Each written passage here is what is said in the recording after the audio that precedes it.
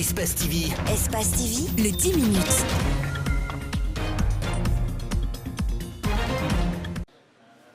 La déclaration récente de la coordination Halipoulard a suscité un tollé général.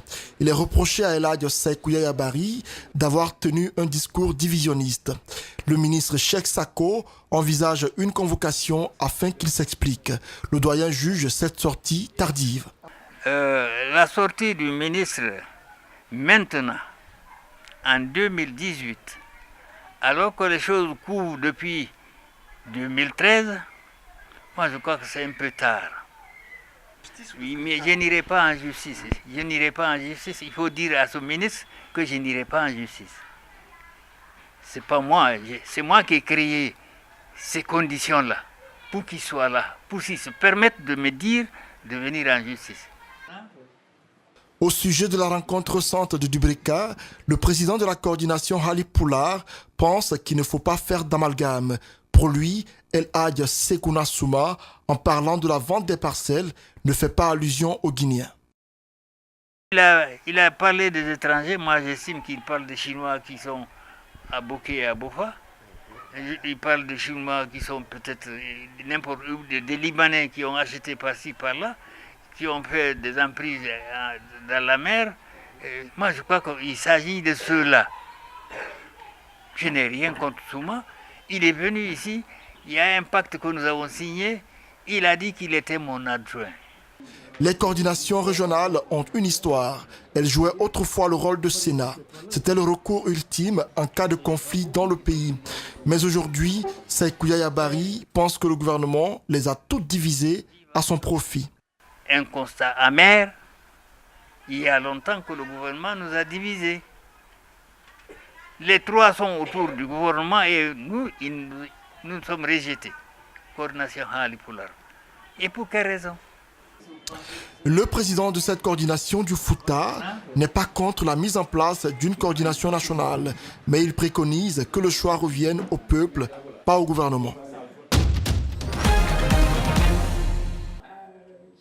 Connecter les esprits, construire le futur, c'est le thème choisi pour Expo 2020, une manifestation internationale qui va rassembler 180 pays à Dubaï pour discuter des questions de développement durable. Sur une période de 6 mois, chaque pays participant aura l'occasion de présenter ses opportunités de développement aux investisseurs étrangers. La Guinée ne compte pas rester en marge de cette grande exposition mondiale qui va se tenir du mois d'octobre 2020 au mois d'avril 2021. À travers l'expo, nous comptons faire connaître et changer la perception de la Guinée sur la scène internationale, mettre en avant les opportunités d'investissement et le savoir-faire guinéen et intéresser les potentiels investisseurs, montrer l'engagement de la Guinée pour le développement durable et inclusif à travers son plan national de développement économique et social. 25 millions de visiteurs vont prendre part à cette exposition universelle d'un budget de 6 milliards de dollars débloqué par les Émirats arabes unis, d'où l'intérêt de la participation de la Guinée avec le thème développement durable et renouvellement urbain axé sur l'eau. L'eau nous permet d'avoir une économie diversifiée. Donc l'eau est un fil conducteur qui nous permet de raconter notre histoire, mais qui nous permet aussi de raconter quelle est la force de la Guinée à s'engager dans une croissance développement durable. À moins de 2 ans de la tenue de Expo 2020, la Guinée prend les choses en main avec le projet Guinée Expo 2020. Les autorités mettent tout en œuvre pour une belle apparition de la Guinée lors de cet événement. Nous allons amener et conduire des millions de visiteurs dans un voyage au fil de l'eau à travers notre beau pays, la Guinée. Nous y discuterons de notre histoire, notre culture et les diverses potentialités d'investissement pouvant assurer à notre pays un développement durable et inclusif. La création de cette petite et moyenne entreprise par les jeunes de Boké vise à réduire le chômage, les conflits entre les entreprises minières et les communautés. Cette initiative vient après multiples analyses et multiples réflexions. Nous, certains jeunes conscients, on s'est dit, voilà ce qu'on va faire. On a vu que la jeunesse de Boké aujourd'hui, en tout cas, n'a pas de répondants réellement au niveau de la jeunesse. Donc, qu'est-ce qu'on va faire? Au lieu de s'asseoir et croiser les bras, parce que comme ce que disait le feu président Ahmed Sékou Touré, le silence devant le crime a ses implications de responsabilité dans le crime commis. De 2017 à nos jours, la préfecture de Bouki a connu plusieurs mouvements de revendication. Des revendications qui ont fait des morts et des dégâts matériels importants. Pour tourner cette page, les jeunes veulent désormais se prendre en charge.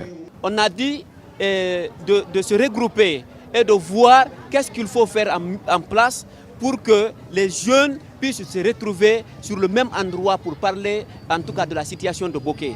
Là, c'est pourquoi nous avons jugé nécessaire de créer, c'est une première, pour créer cette petite et moyenne entreprise, pour en tout cas donner de l'espoir à la jeunesse de Bokeh. Conscient de ces remous sociaux, le représentant des communautés auprès du consortium SNB-UMSWAP s'engage à accompagner cette nouvelle structure des jeunes auprès des entreprises minières évoluées à Bokeh. Quand on a une telle société de la localité, nous pensons que ça va corriger beaucoup de défis, ou ça va relever beaucoup de défis. Donc, a priori, c'est pour que les enfants de Bokeh se donnent la main. Pour l'employabilité ou autre chose, nous allons nous charger de ça.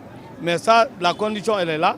S'il y a la discipline, la compréhension et la sagesse. Kakande Digi Sécurité et Nettoyage est la première petite et moyenne entreprise des jeunes de Bokeh officiellement lancée par les autorités. Il vise à créer un partenariat de prestation de services avec les entreprises minières déjà implantées dans la région.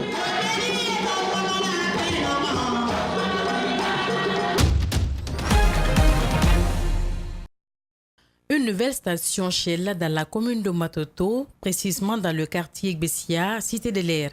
Le gérant principal de cette nouvelle station souhaite réduire le taux de chômage chez la jeune féminine. Nous comptons renforcer ce partenariat pour bien d'autres réalisations afin d'agrandir le réseau de distribution des produits de Vivo Énergie.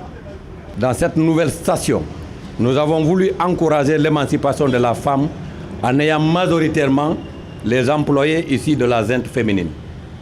Cette station est dédiée et confiée à l'ensemble de la jeunesse de ce quartier.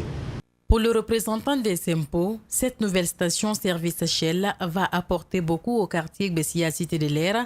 Il souhaite de nouveaux projets pour la commune de Matoto. Cet édifice vient s'ajouter à la longue liste des stations qui sont dans notre zone fiscale.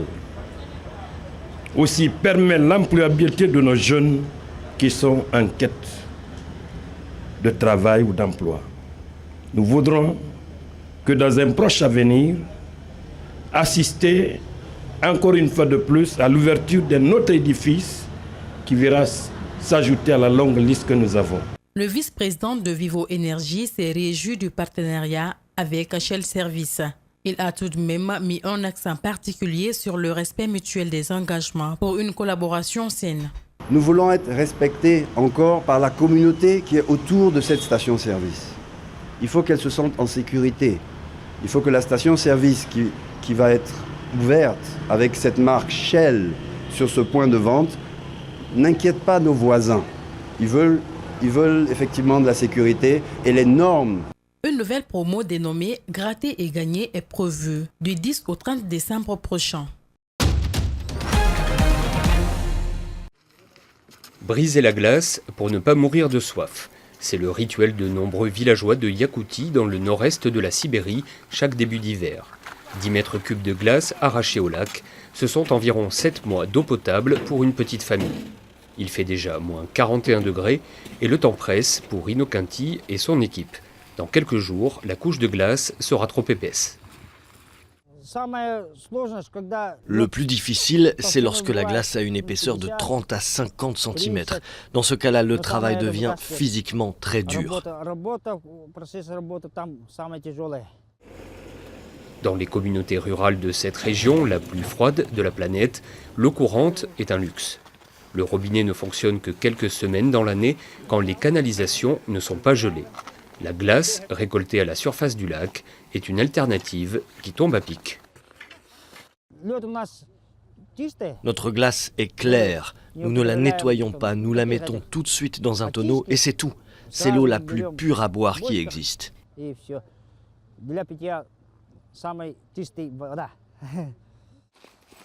D'après certains écologistes, les rivières qui fournissent l'eau du robinet sont régulièrement polluées par l'activité minière, principale ressource économique de la Yakoutie. À 74 ans, cette habitante du village d'Oï en boit d'ailleurs le moins possible. J'aime l'eau de la glace, elle est plus propre. Je n'aime pas le goût de l'eau du robinet. En ville, ça sent le chlore, et ici, parfois, ça sent le mazout.